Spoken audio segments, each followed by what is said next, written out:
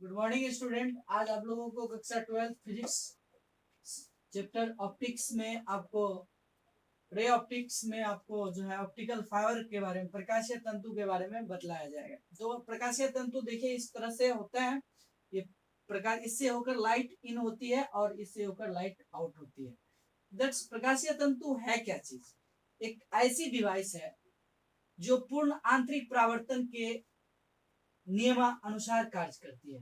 पूर्ण आंतरिक परावर्तन आप लोगों को बताया गया है कि पूर्ण आंतरिक परावर्तन कब होती है। उसके जो तो पूर्ण आंतरिक परावर्तन तभी होती है जब प्रकाश की किरण सघन माध्यम से विरल से सघन में प्रवेश करने की करती है।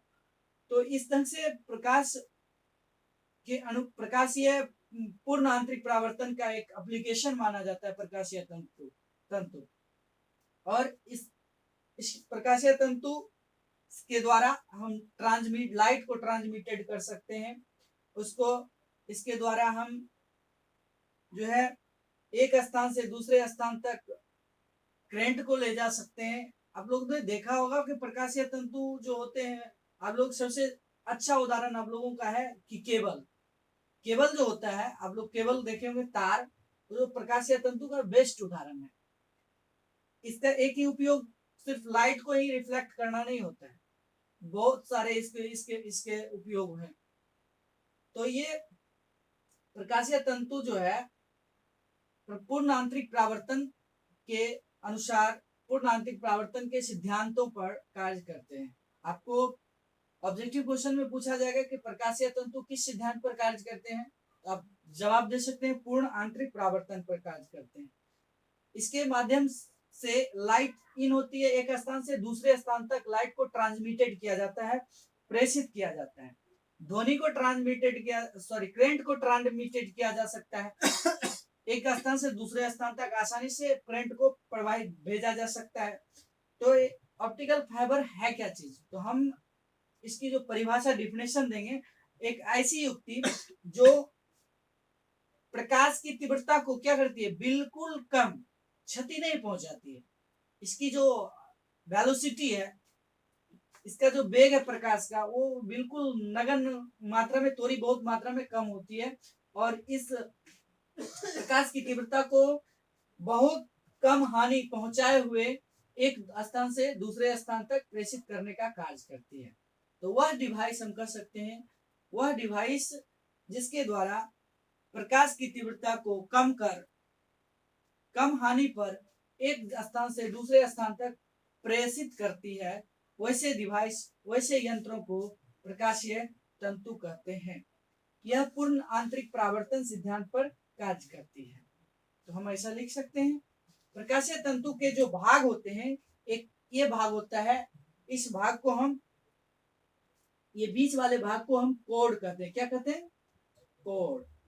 और ये जो भाग है इसको क्लेडिंग कहते हैं।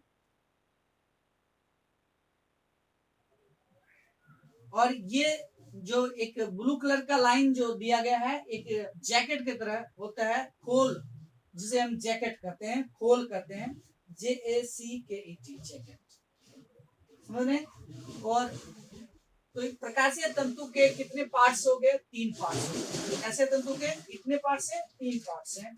पर कोड जो होता है वो प्रकाशीय तंतु का केंद्रीय भाग होता है। क्या होता है? केंद्रीय भाग होता है। प्रकाशीय तंतु का केंद्रीय भाग यानी बीच में पाए जाने वाले भाग होते हैं, जो कि उच्च कोटि के कांच के बने होते हैं, जिसके द्वारा लाइट जो है एक स्थान से दूसरे स्थान तक सिग्नल देती है, प्रेषित होती है। क्लेडिंग जो होता है वो कोड के चारों ओर रहता है, यानी कोड यानी इसके चारों ओर क्लेडिंग रहता है। चारों ओर क्या रहता है? क्लेडिंग रहता है। जो स्वकेंद्रीय होते हैं, जो स्वकेंद्रीय रूप से कांच के आवरण होते हैं, इसका केंद्र भी यही है, ये कांच का आवरण होता है, क्लेडिंग। और एक होता है जैकेट।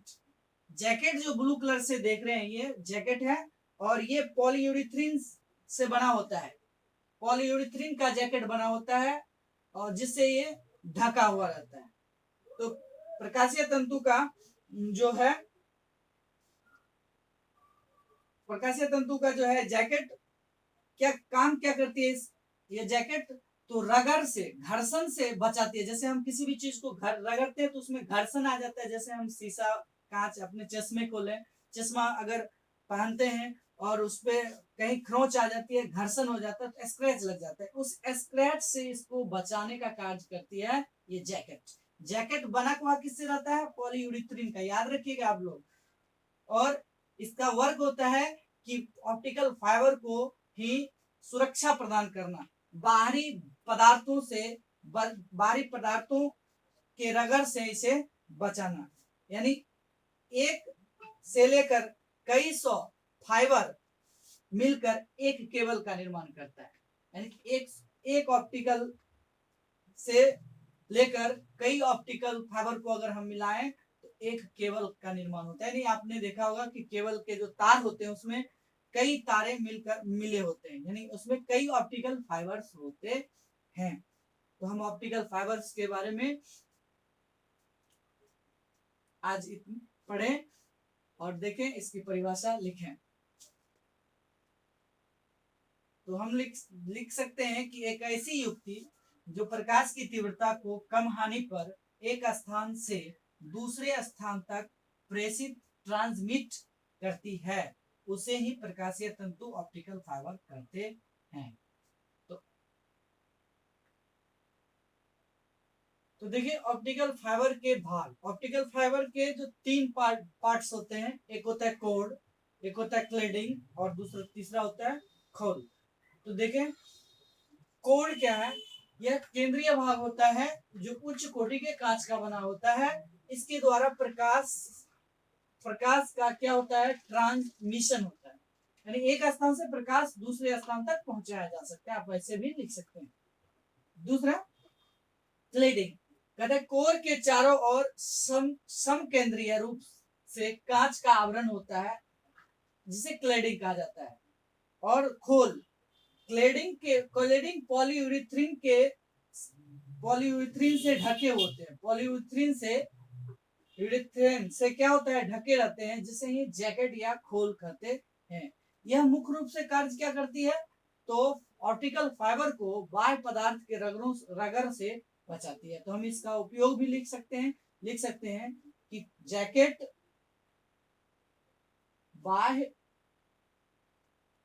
पदार्थ के रगड़ से फाइबर को बचाता है, ऐसा भी लिख सकते हैं। या सुरक्षा प्रदान करता है, ऐसा भी लिख सकते हैं। नोट में एक चीज और लिखेंगे कि नोट में दो चीज लिख लें हम। इसका नोट लिखिए आप लोग। तो देखिए नोट नंबर 1 में लिखेंगे कि यह प्रकाश के पूर्ण आंतरिक परावर्तन के नियम पर कार्य करता है। ऑप्टिकल फाइबर पूर्ण आंतरिक परावर्तन के नियम पर कार्य करता है। दूसरा लिखे हैं कि यह जो है एक से कई सौ फाइबर को मिलाकर एक केबल बनाया जाता है। तो इस तरह से आप वीडियो को पॉज करके फिगर बना लें और अपने कॉपी में जो इसका डेफिनेशन, इसके पार्ट्स और नोट्स लिखाए गए हैं वो सारे नोट को राइट करें। अगला हम बता रहे हैं आप लोगों को एक प्रकाशीय यंत्र। प्रकाशीय यंत्र, तो देखिए प्रकाशीय यंत्र, अब अगला जो टॉपिक से हम आपको बता रहे हैं प्रकाशीय यंत्र, ऑप्टिकल इंस्ट्रूमेंट। प्रकाशीय यंत्र है क्या चीज? पहले एक चीज जान लें कि दर्शन कोण होता है, विजुअल एंगल जिसे हम कहते हैं। दर्शन कोण को जानना बहुत जरूरी है। आप लोग प्रकाशीय यंत्र यानी दर्शन कोण क्या होता है? यानी वस्तु के द्वारा या प्रतिबिंब के द्वारा जो नेत्र पर कोण बनते हैं उस कोण को ही दर्शन कोण कहते हैं। और दर्शन कोण हमेशा जो है वो स्पष्ट दृष्टि की न्यूनतम दूरी पर ही बनती है। ये याद रखिएगा, प्रतिबिंब जब भी बनती है तो स्पष्ट दृष्टि की न्यूनतम दूरी पर ही बनती है, जिससे हमें वस्तु साफ साफ दिखाई पड़ती है।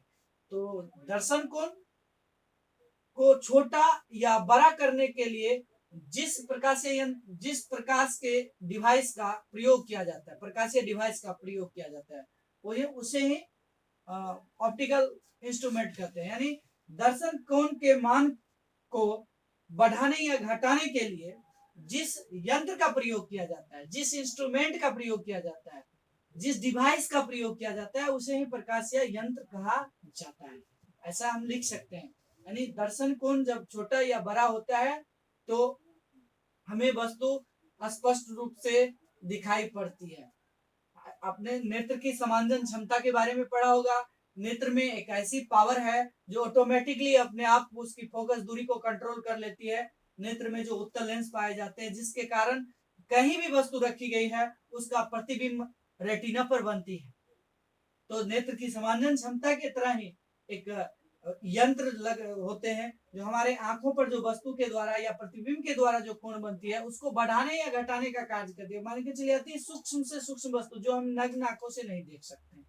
जैसे दही में पाए जाने वाले जो जीवाणु हैं, उस जीवाणु को हम नग्न आंखों से नहीं देख सकते। उसके लिए हमें सरल सूक्ष्मदर्शी संयुक्त सूक्ष्मदर्शी कंपाउंड माइक्रोस्कोप का प्रयोग किया जाता है। कंपाउंड माइक्रोस्कोप को हम जब देखते हैं तो उसका जो दर्शन कोण है वो बढ़ाता है, घटाता है, जिसके कारण वो पेज की सहायता से हम दर्शन कोण को बढ़ाते हैं, लेंस को व्यवस्थित करते हैं, जिसके कारण उसे उसका प्रतिबिंब हमें दिखाई पड़ता है, वो दिखाई देता है, स्पष्ट रूप से दिखाई देता है।